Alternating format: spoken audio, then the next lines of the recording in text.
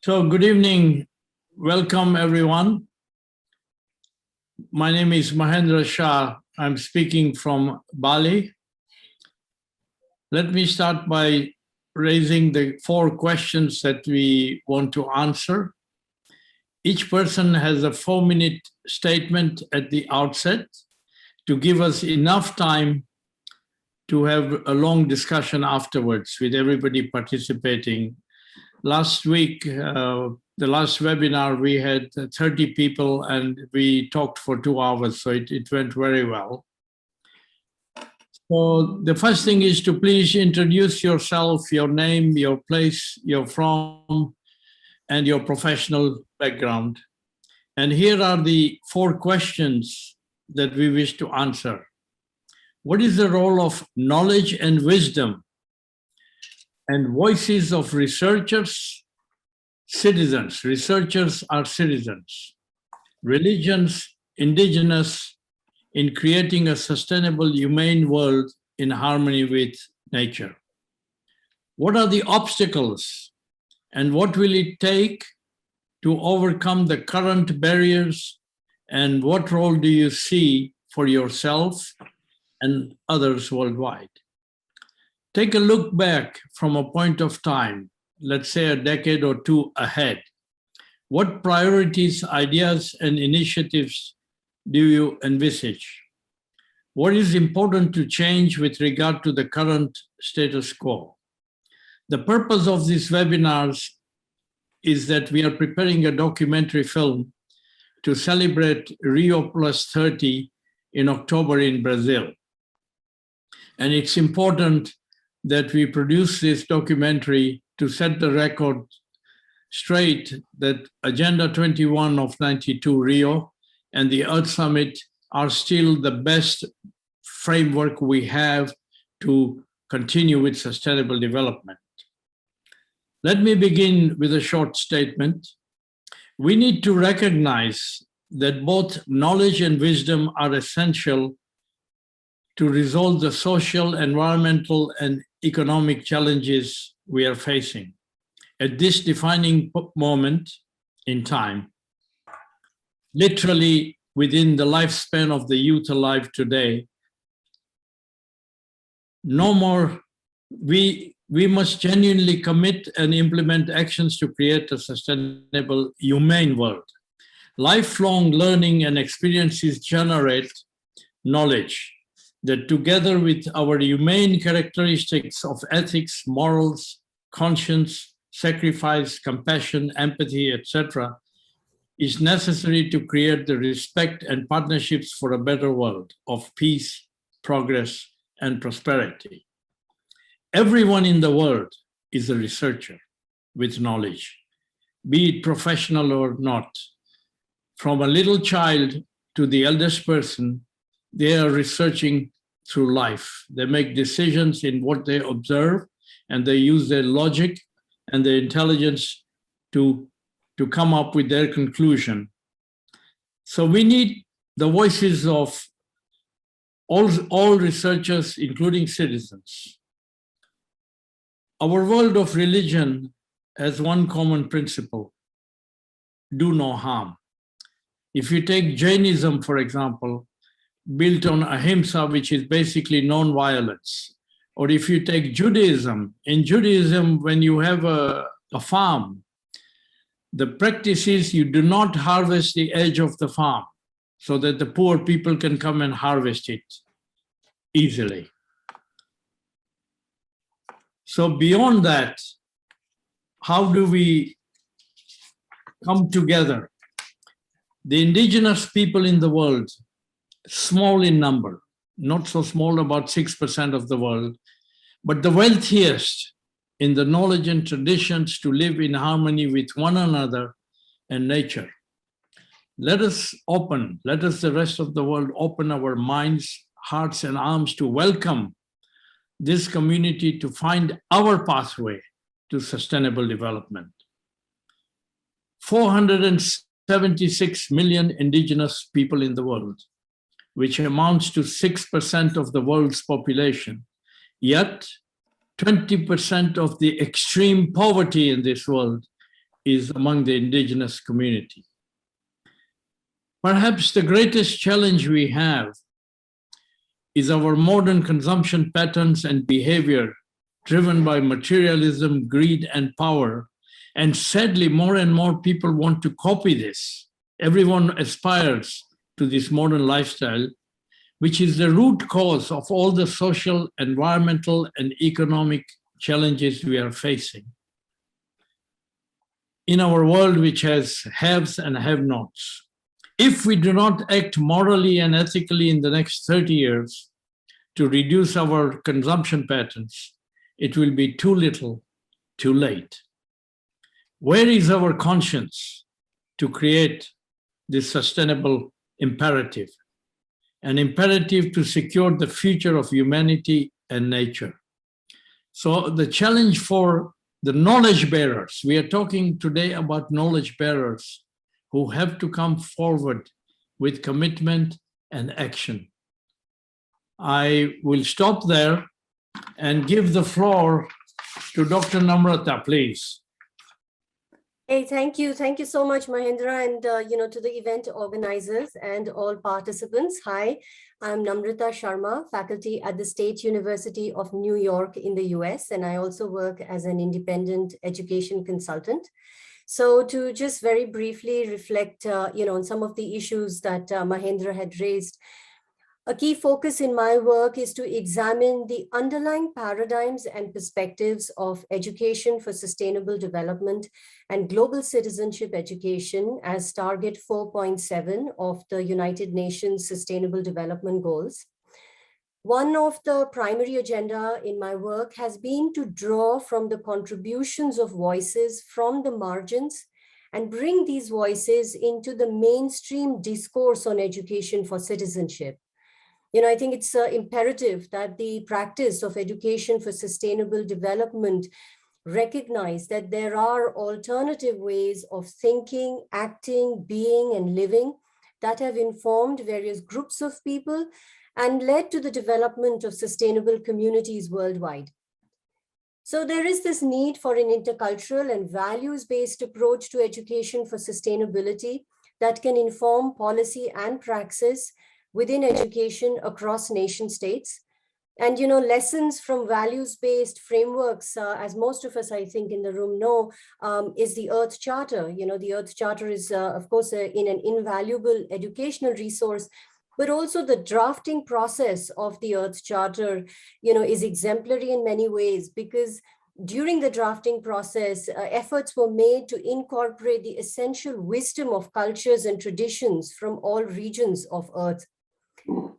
In fact, so one of the consequences of people's values and worldviews across different cultures and traditions has led some nation states to even give constitutional rights to trees and rivers as being sacred. And this is what I find through my association with the United Nations Forum Harmony with Nature Knowledge Network.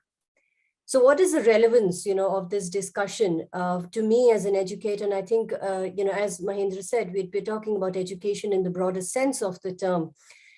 The need is to engage with the interests and values of young people, and of course, it's not to exclude adult learners, as suggested in a review I did recently, for a global report commissioned by the UNESCO Institute for Lifelong Learning. We need to incorporate the values and wisdom of people across, various sort of sectors of society and age groups. So finally, as recent research suggests, simply providing more education for sustainable development, or ESD, is not the only answer for creating a sustainable society, because as we know, global consumption patterns show that the most educated societies have the deepest ecological footprints. So what do we need? And I think one of the things that we need is a paradigm shift and an intercultural approach to sustainability. And, that really focuses on the health, happiness, and well-being of the students. And this is the kind of work that I'm engaged in drawing various philosophical understandings and looking for a paradigm shift from neoliberal capitalism to advance learning for sustainable development based on an integrated view of life. So I really look forward to engaging in our discussions today. Thank you so much. Sorry, I had the privilege for the Earth Charter to be one of the drafting members in Costa Rica. And you are so right that it was also rejected at the Rio Earth Summit, especially by the group of Western countries. However, we have now reached a situation where nature rights with ecocide and it's coming. But the issue is that we are really not focused. Take one example, our youth. We send them as interns to the United Nations. They all want a desk job and a career in the UN. That's not the purpose of internship. The purpose of internship is to send them in the field. Let them work with the farmers and all the challenges on the ground for at least 3 to 6 months, which will prepare them for leadership at the world level eventually. Most of our leaders have degrees, but they have literally no practical experience. And that is very important. So both, you mentioned education, the education must have relevance in implementing sustainable development. And that's the missing link that we have, and we are not focused on that. The UN system has produced probably in the last 40 years or 30 years of internships, hundreds of thousands of people. But literally the aim is, and as a young man, that was my aim, to be an intern, to get a job in the United Nations. And that is, we lose our best people that way. But thank you very much for your comment. And I now call on Steve. Steve, you have the floor. I hope everyone can hear me. Good morning, good day to all of you. I'm delighted to be here. Well, let me just remind you, I'm retired. I'm a clinical psychologist, but I am also the father of 3 children and grandchildren, and I was awakened about turn of the century, really by my children, to a problem that I've been focused on since that time, and I made you aware of it a couple of days ago, population numbers. I've talked about it a lot. I was convinced by a great colleague in England by the name of Aubrey Meyer, who has this idea that our economy needs to contract and converge. He incidentally was legitimately nominated for a Nobel Prize for his work. We certainly have to get some kind of control over economic growth, and I think eventually population growth. That said, there is now a clear and present danger that everyone here can recognize really rather readily with all that's going on around the world, and that is climate destabilization. We've got 8 billion people on the planet. As a species, we are such a powerful force that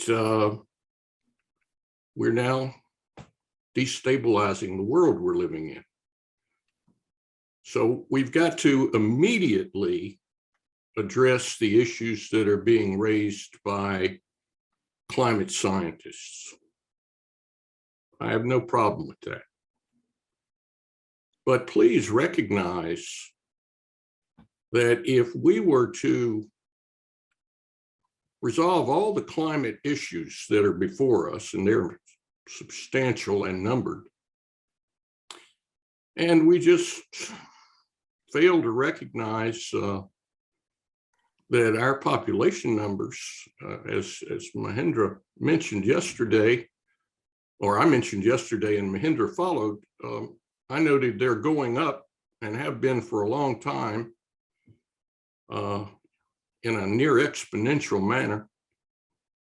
Mahendra said we may get to 9 or 10.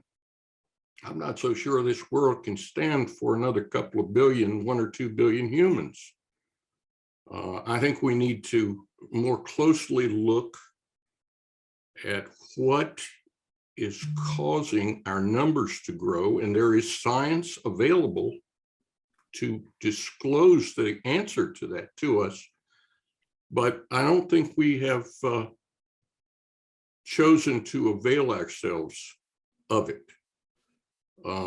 Instead, we have relied on I think, an unfortunate theoretical perspective called the demographic transition that I'm afraid is more descriptive than predictive of what's going to happen. And I'm concerned that we need to look again at controlling not only the economic growth, as Aubrey Myers has been urging for the last 30 years, but I'd also like to turn some attention to population growth and the cause of that, or causes of that, and think about what we can do to stabilize the increase in our numbers. I don't think it's sufficient, respectfully, Mahendra, to just say, well, we'll get to 9 or 10 billion and it'll automatically stop. I just don't think that's sufficient today. Thank you for your time. Thank you. I very much appreciate all of you. Thank you, Steve. But just to remind us that it is population times per capita emission.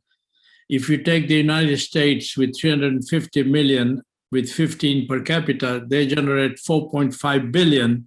And you have more than a billion in India who generate 2.5 billion. And there is the discrepancy. So we need to be aware of that. And on a more jovial note, you talked about your children. Well, I always sit here and my grandchildren are on the wall behind, always looking at my dad and say, Granddad, do something. And that's what we need to do for our future. Yes. Thank you. Erich Bensassi, you have the floor, please. Hi, Mahendra. Thank you, everyone. Good morning, everyone. So I am Erich Bensassi Trimesh from Carthage in Tunisia, North Africa. I am the president and founder of Association Didon of Carthage. I am here today to speak about the history of the first woman who found Carthage nearly 3,000 years ago. Her name is Elisa. Her Phoenician name is Elisa, and her Roman name is Didon. But you should know that I'm not a historian. I'm only passionate about history and try to highlight with my organization the history of Carthage. Well, to make it short, Didon was a princess, entire daughter of King Matan, and after her husband's assassination by her brother, she moved with her faithful guards in Phoenician ship to reach a new land to live in peace. She reached a peaceful land in North Africa, and she negotiated with the Numidian king to get a piece of land where she could build a new city for her people. So the Numidian king accepted to give her a land which covered an ox hide, birsa in Greek. So she cut the ox hide in fine straps and circle a hill and give it the name of Carthage. This hill land is known until now as the Hill of Birsa. So Queen Didon is the symbol for us Tunisian of wisdom, intelligence, and peace. She built not only a new city for her people, but an empire, the empire of Carthage, which faced the injustice of Rome. This is what a wisdom woman can do. And as a Tunisian and North African, we are very proud of this history. It's inspired us with the power and the wisdom, and we will always refer to her and try to continue in the same way. We believe that when young people know deeply about their history, it helps them to build a good personality in favor of the respect of a human being and to be in harmony with nature. The love of Carthage is inked in the DNA of every Tunisian because it teaches us that our history is our power. There is a number of women that contribute to the development of their society to face ignorance and protect nature. If each of us contributes on a small scale through our surrounding, I think that we will have a better future. For more than 10 years after the famous revolution, or what is known by Arabic Jasmine in Tunisia, we are living through troubled times in all areas, and especially Tunisian women fought against religious obscurantism in favor of our attachment to our Carthaginian roots. So we are convinced that culture and education and research is the key of sustainable human harmony. From my side, in 2014, I founded this association, Didon of Carthage, to promote our history to young people and to the world. Thank you. History is power, you said, but history is knowledge with wisdom. What the Nubian king did of the waters of the Nile, and then what we see what happened with the agreement between Egypt and the Western nations who were the powers behind the Nile agreement, leaving Ethiopia and Sudan without water. And we see Ethiopia facing this. And they are not in a position to go to war with Egypt. So this is an example that we need to know more about, that how it was done in the past. And the same here in Bali, how they share the waters. So thank you so much, Erich, for your comments. Betty, may I call on you to take the floor, please? Good morning. Thank you for the invitation to be here with you this morning. My name is Betty Red Ant LaFontaine. I am Navajo Dene from New Mexico. I have 5 children, married to a Chippewa Indian, 32 years, lived in Florida, raised a family, have 5 children, 23 grandchildren. I was raised in 2 worlds as a young child, raised in the American way of living and the Native world. I have been listening a little bit about what you are speaking and talking back and forth about, and I appreciate some of the things that you are saying because they connect with some of the things we believe in as Native people. Most Native people live by the natural world. We believe in beauty, peace, and harmony. And we Dene, we call ourselves Dene, the people. We call it Hojon. Hojon, if we find balance in the world by nature and connecting ourselves with others and nature. And we see the whole realm of existence, of our existence. Without balance, we are not in harmony with ourselves, others, and nature. And this is where we find peace. And I hear that you talk about wisdom and knowledge. Well, knowledge comes from education, of course, which is very important in the world. But to a Native who is culturally connected to the land, to their stories, the wisdom is the most important. And I think the wisdom comes from the way you live, what you've learned from your elders, what you do with it after that.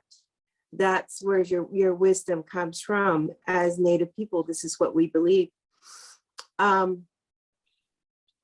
We are a matriarchal society.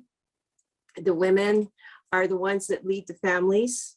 They are the ones that bring the wisdom to the family, the stories of their ancestors and the things that they treasure in their lives as the world ignore sometimes, I believe, because nature is very important to us as a people, as a group of Native people in this world.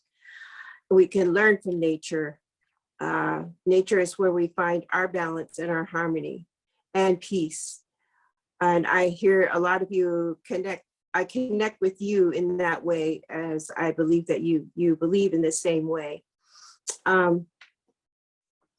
We are big families. Some of us come from big families. Family is important. Our center of our life is with our families. We do educate our children. We have public schools on reservations throughout the country. We push our children to get further education, but we want them to come back to the Native nations or to the reservations to help with the people there. Population isn't a very big concern. It is not a concern with us. We want our people to go far. We want families. We want to bring in, when we have families, we have education through wisdom, more so than, we want our people to come back to help one another and to build each other up. Harmony is very important. Where there's harmony, there's balance in our lives. Where there's no harmony, there's confusion. The world takes over. We forget where we came from. We're not as gentle with our families and others, the public. So wisdom is very important to the people. And the youth, we have lost some parts of our language. And that's due to the fact that the world has come in and taken over much of the lives of the young folks. And so some of the concern is the culture is leaving. My mom said one thing to me when I was a child. She said, when you lose your language, you lose your culture. So I've always tried to connect myself with my people, with my language. I've been away from my reservation for more than half my life, but one thing that I have always maintained is my language. And that's where your connection is with your people, is your language. So these days, the youth are losing that, and now they have started to teach it in their schools, to teach the Navajo language.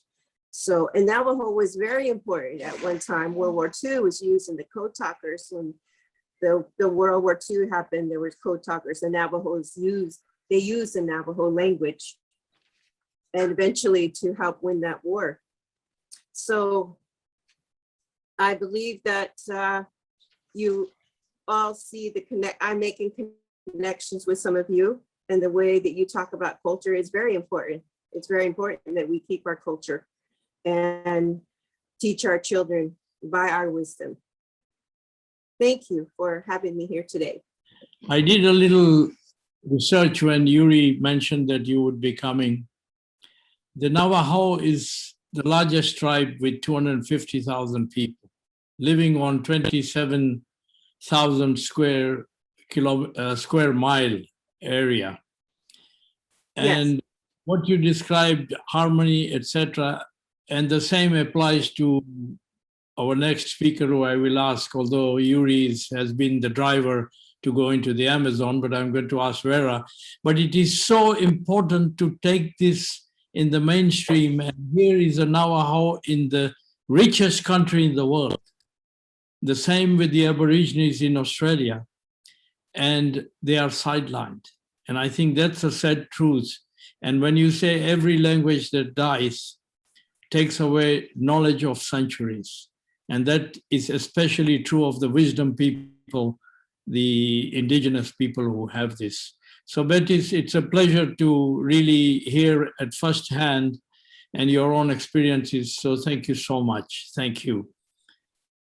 Vera, we want to hear about the Amazon, because there are so many tribes and the Amazon is being massacred. And yet here are people who have lived in harmony for centuries. Vera, you have the floor. Thank you.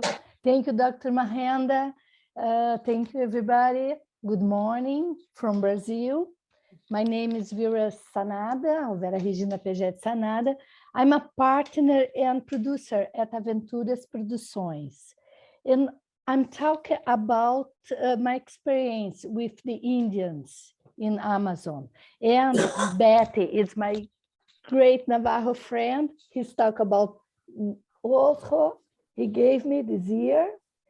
It's about beauty, nature, everything. I keep with me in my heart. Sorry. We produced some TV series about indigenous people in Brazil, such as Craô, in the largest reservation of Brazil. It's a continuous savanna in the world. It's the biggest savanna in the world.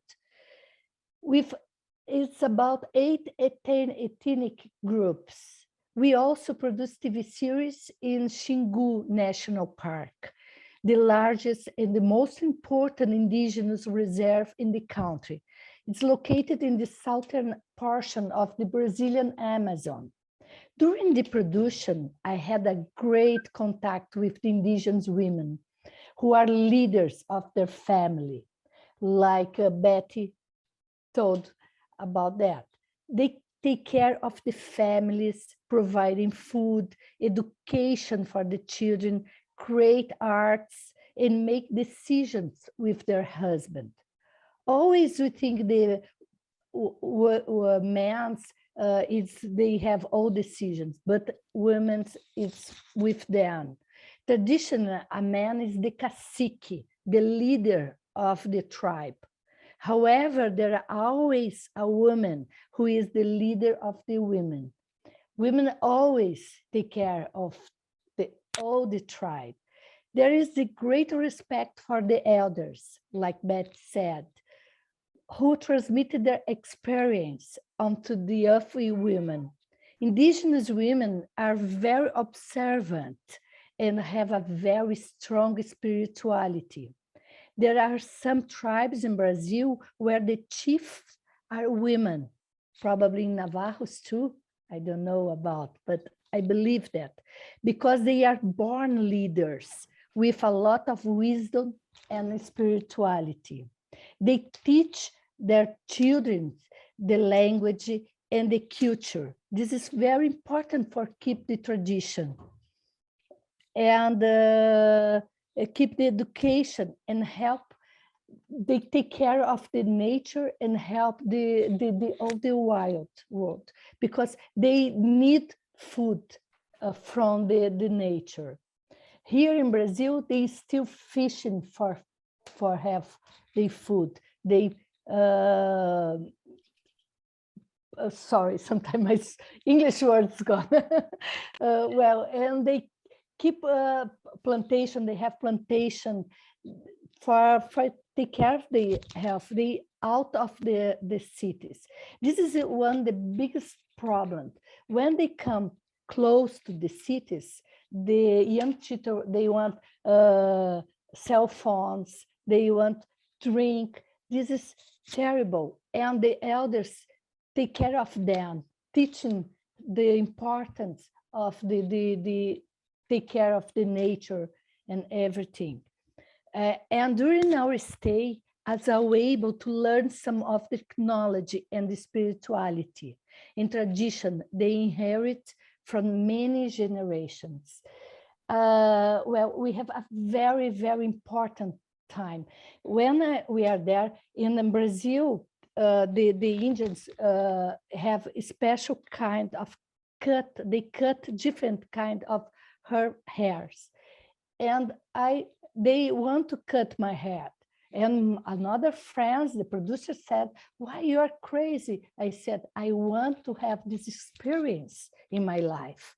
How they feeling, because it's a ritual, and I'm feeling very well to receive all this experience." Thank you. Thank you, Vera. you already have so much knowledge of the Amazon. I think the world forgets that that is the air filter of the world. Yeah. And your expedition that Yuri and the team is planning to get real direct experiences. And Yuri, at the end, we would appreciate your experiences with the medical doctors and the last excursion you made. And he plans to cross right across the Amazon from the west to the east. And it will be interesting, the information that comes. Can I now call on Gia, please? You have the floor. Yeah, thank you. Hello. Yeah, I'm Jaya from Stuttgart. I live in the center of the economic world a little bit. It's Daimler here and Porsche, Bosch. And that's the core. What I refer to is without the big companies, we have to act with the big companies to fight against the catastrophe of self-annihilation. So, and I think it's very important to have the knowledge about natural systems and how to restore them. And we have to do billions of ecologization projects all around the world. And we need billions of people for doing this. But we also need the big companies. And this for me is the decisive factor is the 500 largest companies in the world, that they participate with their power in the world salvation finally. But they can't do it because there is a barrier for them, and that's the world financial system. They all have to generate finances. They are in extreme competition. And as long as this exists, mankind is not able to act against the climate catastrophe, ecological breakdown, and to avoid a third world war. This is the situation we have, and that's the core issues. The knowledge is very important to reflect the reality and to find functioning and working solutions. That's now very decisive. And for this, as if it is the case that it is impossible to save this planet with the monetary system, with the world financial system as an organizational instrument of mankind, then we have to find something else. And by chance, we have something else. And that's what I point to is we have with the global networks and the digitalization, another organizational instrument working already parallelly in most of the cases. And now it's the decisive factor is now to lay the networks for all the companies that they can connect together, not to be against it, but to interconnect all their networks, their manpower, their knowledge, and then to lay networks for the civil life, and then to reset the world on this from a certain point of time. This is for me the decisive factor where we can act now against the climate catastrophe, the ecological breakdown, as one world and 8 billion people all together. And yeah, so if I look back, then we have done this. And from this point on, we have recreated the world and in a completely another direction. Then we can modify all the industries. We can build up a regenerative energy system for the whole world with concentrated solar powers, for example, and so on. So for me, this is the starting point of a new world. And for me, what is very important is that we reach it with a human atomic chain reaction towards this, but also that we reach the elites in the world, because now the big companies and the elites, in this short time, we have to act now. It's decisive that this is overtaken by the political systems all around the world. Thank you. Thank you, Gia. Just one aspect of this, that we have all the knowledge we need. Probably we don't need any more knowledge if we draw on the indigenous knowledge and the knowledge scientifically we have created. The word always missing is action. If you look at the Rio agenda, thousands of people participated in the preparatory meeting, came up with a comprehensive agenda that made common sense and was doable, but was endorsed in Rio by some 163 presidents, prime ministers, and kings, but nothing came forward to implement it. The same happened in Johannesburg. The same happened after Stockholm.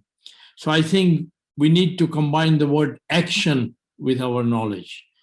Now, as moderator, if you bear with me, because we have one economist turned philosopher, and he happens to be my namesake. So Jaideep, if you are listening, please, can you come online? Jaideep Shah, this is your dad ordering you to come online. Hi, everyone. We need your input as a philosopher on this whole discussion of the indigenous and the subject we are dealing with, the knowledge bearers, please. No, yeah, thank you. It's been, I've been enjoying the discussion very much so far. So thank you. Yeah, I think, you know, I fully agree with what has been said by Vera and, you know, previous speakers. I think the most important thing is that we're living in a century where, although it's really important, of course, to galvanize whole of civil society, we have to work from bottom up. So the future, you know, for especially a lot of our world institutions are always designed from a kind of top-down model. But I think we're finding that governments today, especially, you know, very powerful governments with, you know, great armies, etc., they are, despite having these kind of, you know, they're able to police their borders, etc. Their legitimacy ultimately depends upon their electorate, and no matter how hard they try to suppress their electorate, they will never succeed in governing well unless they have the legitimacy of the electorate. And when it comes to indigenous people, they are the most important people for preserving our rich biodiversity and taking care of the earth. So, you know, in Brazil, for example, although, you know, the recent president has tried his best to silence these voices, we're seeing that actually it's at the detriment of the whole of the economy of Brazil. So the future has to be a bottom-up approach, and the decision-making power must be given to the people at the very bottom who are actually much more in touch with nature than those at the top. So part of the problem is going to be, you know, action is important, but the key is going to be increasing our democracy so that it's very much localized, and that we create institutions that are robust on a local level and not just on a very high national or international level. So that is my small contribution. Thank you. Thank you, Jaideep. We will come back to this point because it boils down to citizens' movements, because governments and business are not able to deliver. Business needs only more profit. Governments need re-election. But how do we mobilize citizen movements in the indigenous community, in the research community, and in the religious community? Let's not forget that every religion has something positive to say about how to protect the world and how to behave with other people. And that and sorry, I just wanted to add one point. I am a pragmatist in the sense that, you know, I work in business, I work with corporations, so I fully am aware that we can't have a kind of nostalgia for like just local movements. We have to work with multinationals. But my point is that multinationals will only change when there is pressure from civil society.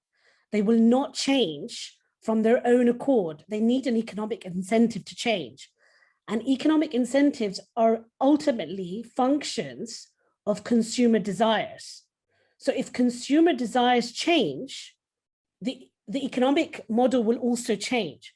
And the only way consumer desires change is if we have a robust engagement with those on the ground. So, you know, it's just a classic case. As soon as civil society informs us that big corporations are unjustly profiting through slave labor, for example, in making trainers in places like Bangladesh, there is a rapid movement and a boycotting of those goods which then forces big multinationals to change their model, right? So there can be change, but it requires a bit of pressure and strategic movement from our part. That's all. Thank you very much. Thank you, Jay. Robert, you have the floor. Thanks so much, Mahendra.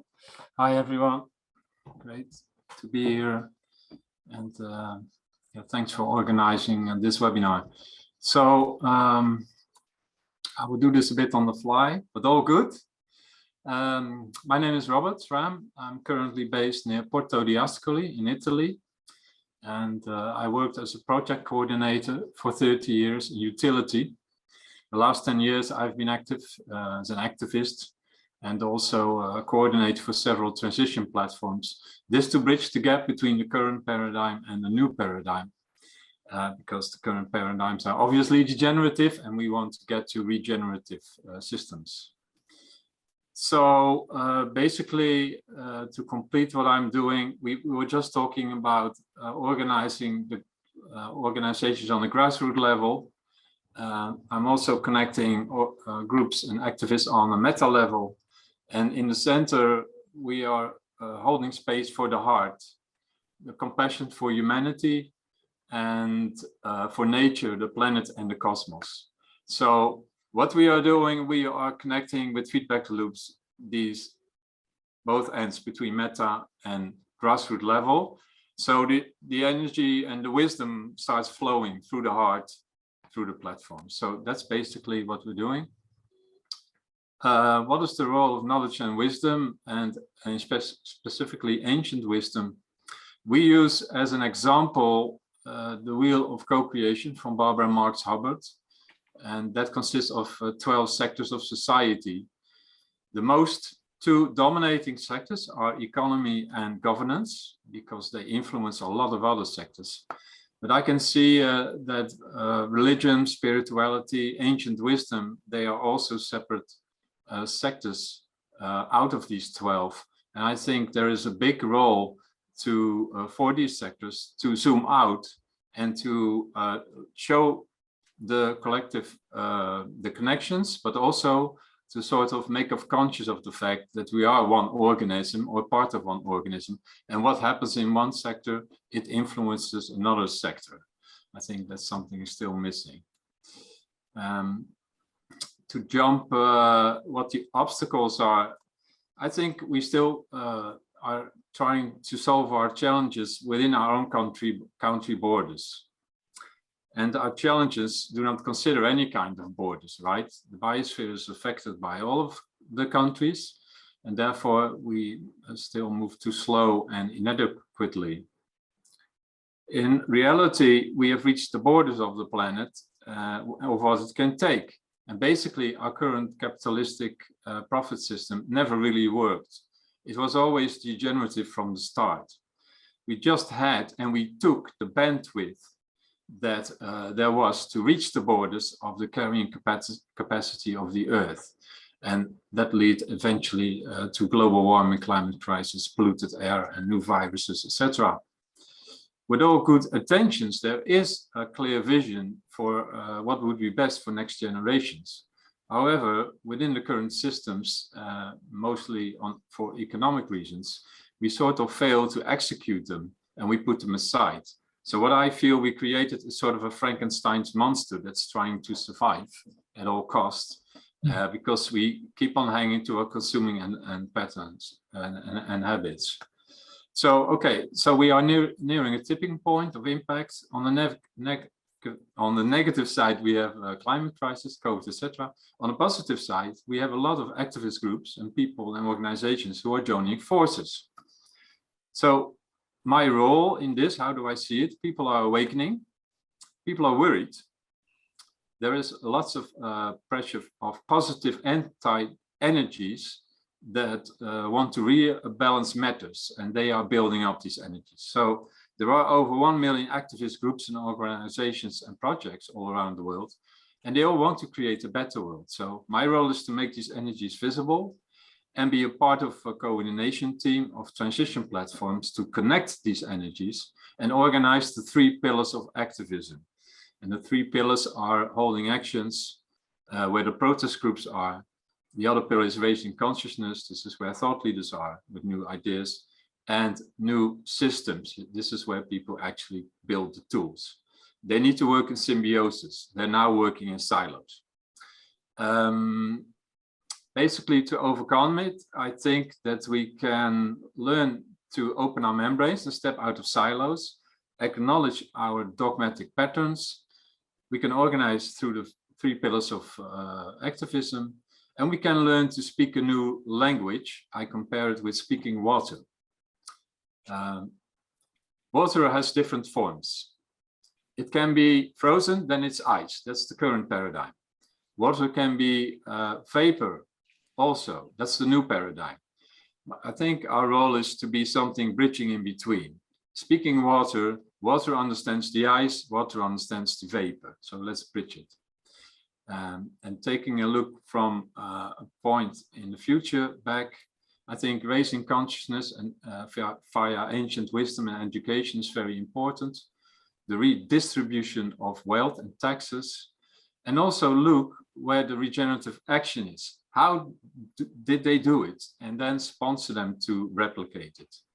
There are lots more ideas here to share, like how to end homelessness and the refugee crisis and eliminate hunger, etc. But basically, I think that completes my reflection on the matter. Thank you. Thank you, Robert. You didn't mention artificial intelligence. You didn't mention robotics.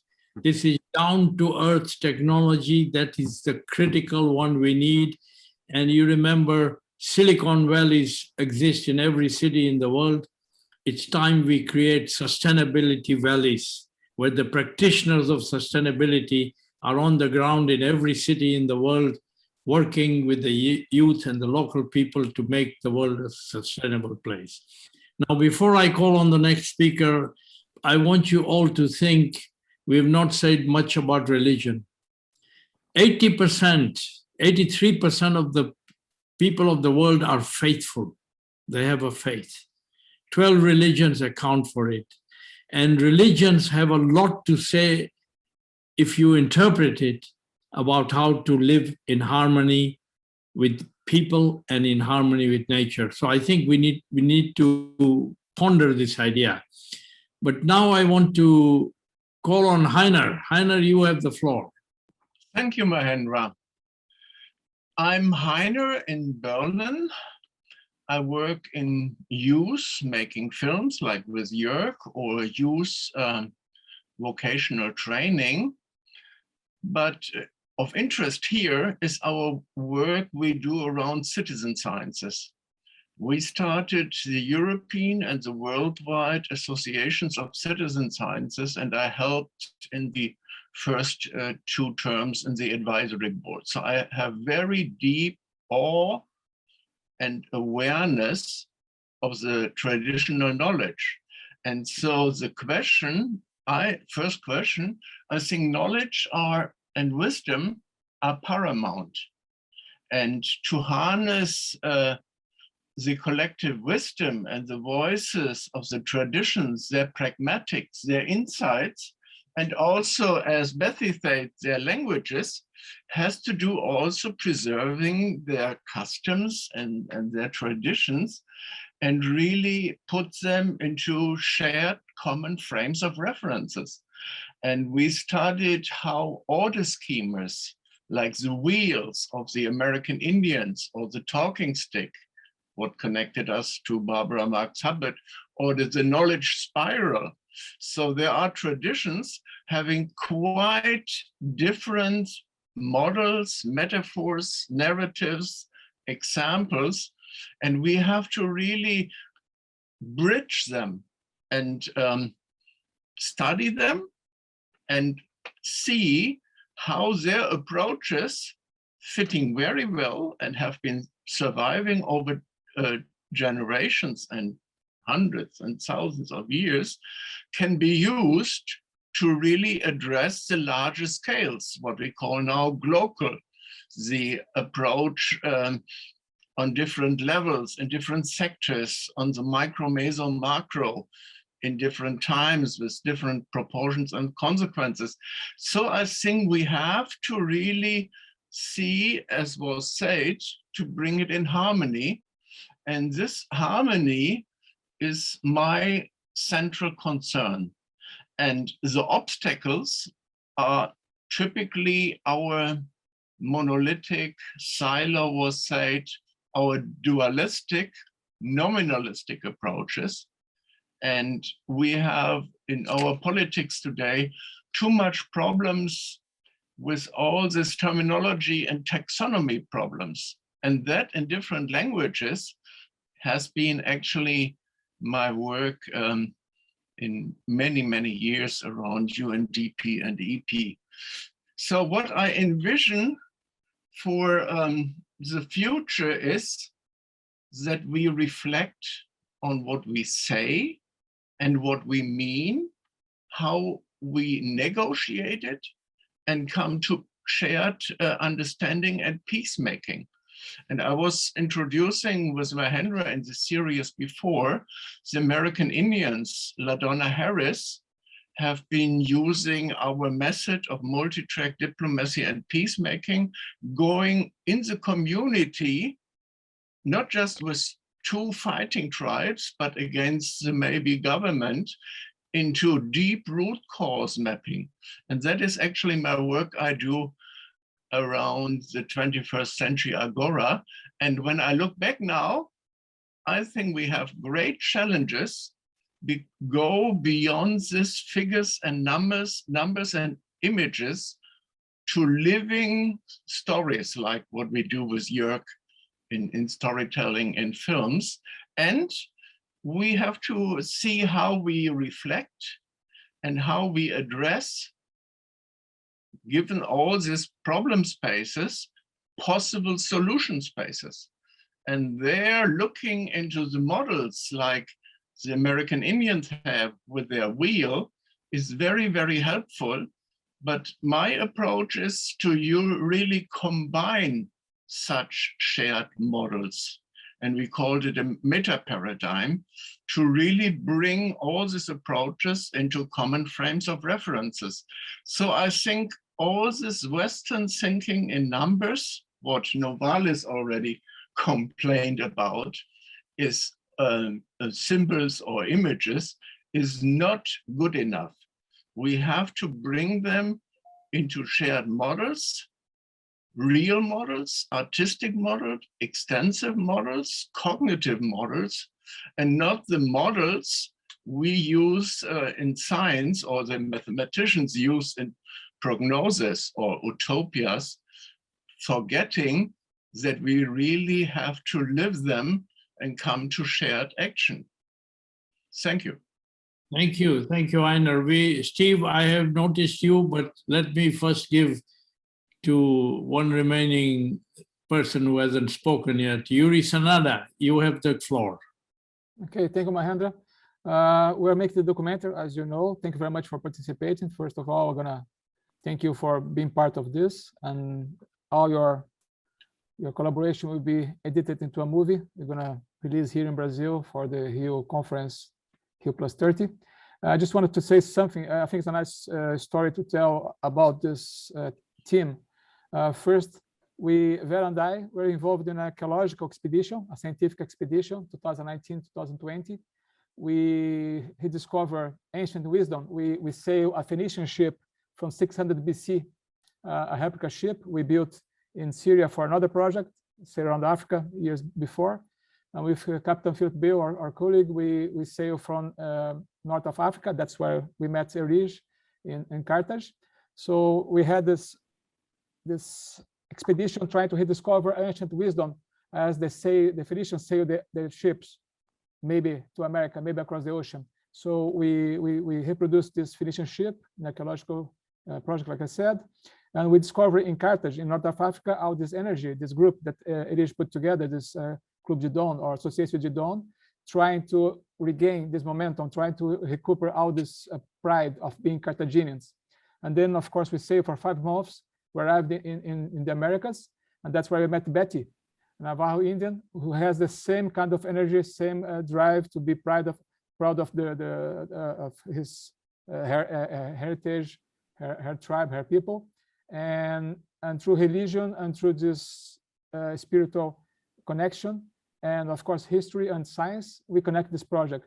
So just to say that we use all this wisdom from these two groups represented by these two women here, and we connect rediscovering the ancient wisdom, and it worked. We arrived there in America, and now together, we are still together.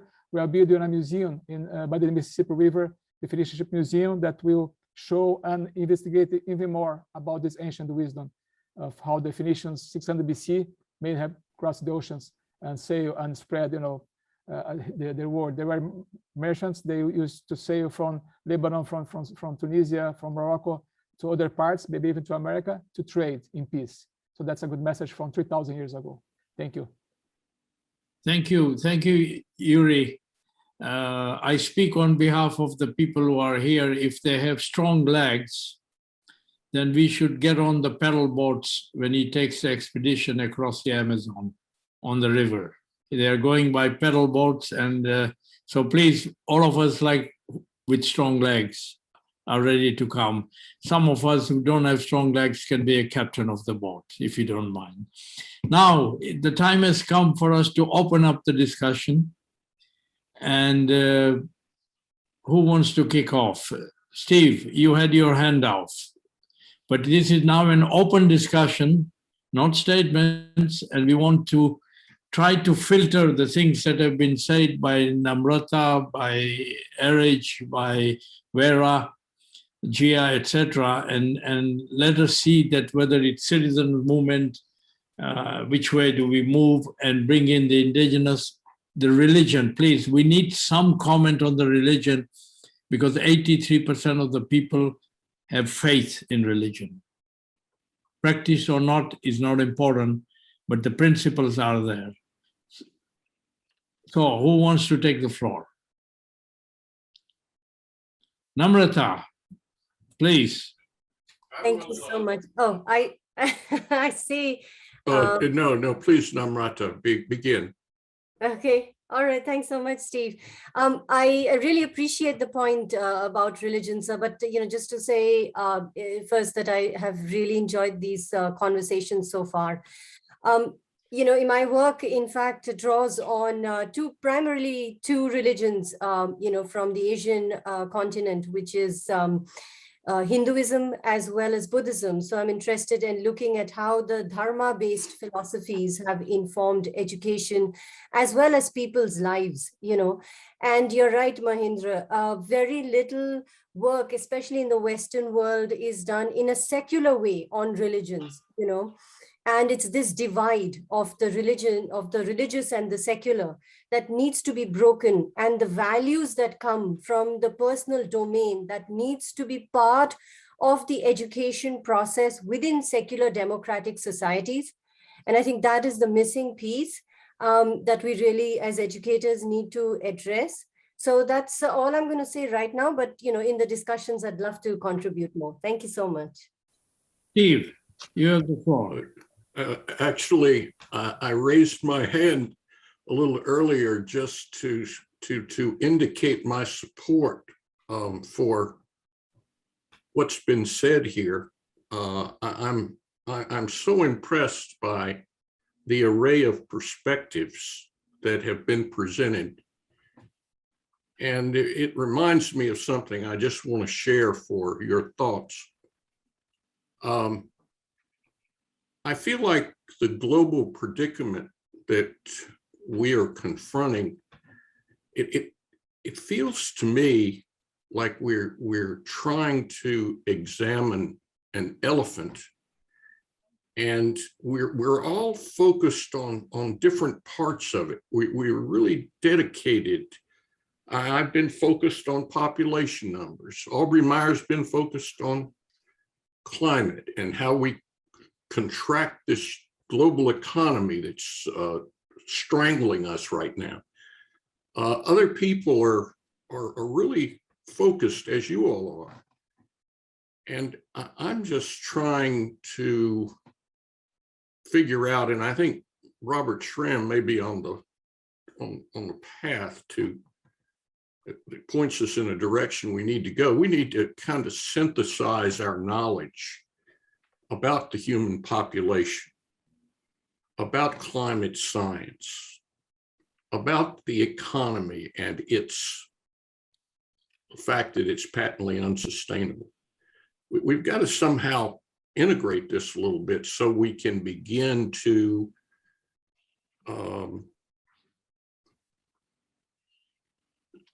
come up with some wise and actionable plans that change our course fundamentally.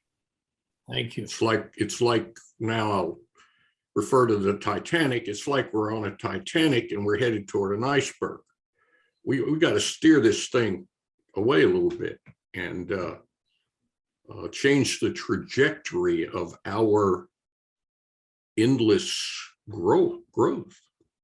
We've got to find another way. Thank you, Steve. Betty, can I call on you from being part of the Navajo and your view of the other religions and the wisdom that's all in it, how we can mobilize this? Betty?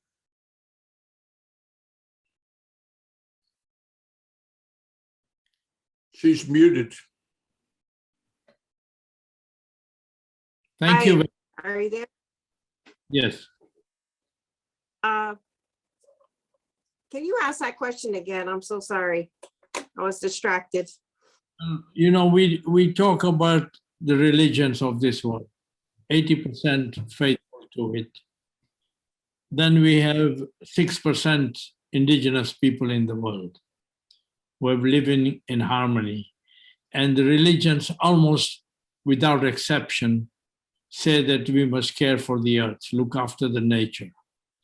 What will it take us to convince them? Because in spite of the pressures on the indigenous communities around the world, including the Aborigines or the Sami in the Scandinavia, they carry on with their traditions under hardship, at the mercy of modern lifestyle diseases and so on. But they carry on the tradition which is being passed from family to family, from generation to generation. So what would be your advice to the religions of the world where we are faithful, 80%, that what do we need to do to make sure? Because, you know, the whole system, if you look at the system, the education system is to go to the best kindergarten, competitive, best primary school, competitive, best secondary. By that time, children begin to commit suicide. And eventually the aim is to get a degree. It doesn't matter what it is, get a degree, a first-class honors, and then get a good job. Good job means a high salary and start to live a modern lifestyle. The education system doesn't give you the school of life education, which in the indigenous community is a norm. In religions, it is a norm. On Sunday school, in Christianity, or even in Hinduism. So where is the issue here? Why isn't it happening?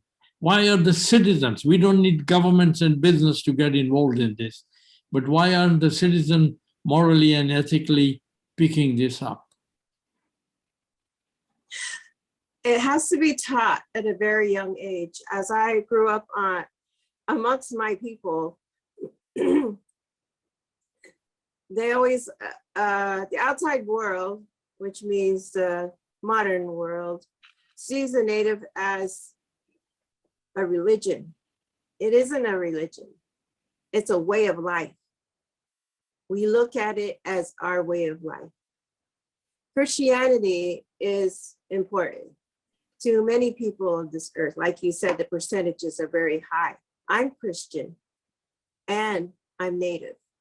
Native, born Native, lived Native, developed a mind of peace and harmony and took that path. And I've always taken that path. Christianity is that way for me too. I believe in a creator, believe in God, believe in Jesus Christ. And creator to us is very important in our way of life or everyday living. We pray every day. We pray in the East direction. We bring that to our families. We are taught that at a very young age. So you're talking about where the youth are today. It has to be started in the home at a very young age. That belief system is sustainable through our lives. We have to keep it that way. We have to sustain it ourselves. We look to our elders for wisdom. We look in that direction of our culture. We grow up believing who we are is where we came from is wisdom from our people. We are taught that at a very young age. And I think that's where a lot of the world is forgetting, is that we need to go back to where we came from, our people. We need to reach to them, ask for the wisdom, learn from them, because they are pretty wise people. You have your culture. You know that when you have to fall back upon and make a big decision, we go to our families, we go to our people that love us, we go to those who have taught us in our lives. And I think that's very important. We take a little bit from each culture and each people. There's much wisdom to learn there and much to draw from. The balance that we will find in our lives are those that we fall upon, the people that have taught us. They've been through it. They know what it is. They have focused on that to balance their lives and have peace and harmony. Okay. Thank you so much, Betty. That's very useful. Erich Ben Sassi, I love that name. Where are you, Erich? I'm here. Hello. Please. Yes, about religion, you have a big story, a big experience here about religion. So I don't believe really that with the religion we can live in. We can get a sustainable life, because we have about experimentation here in Tunisia and North Africa and Arab worlds with extremist people. It was very difficult this 10 years, but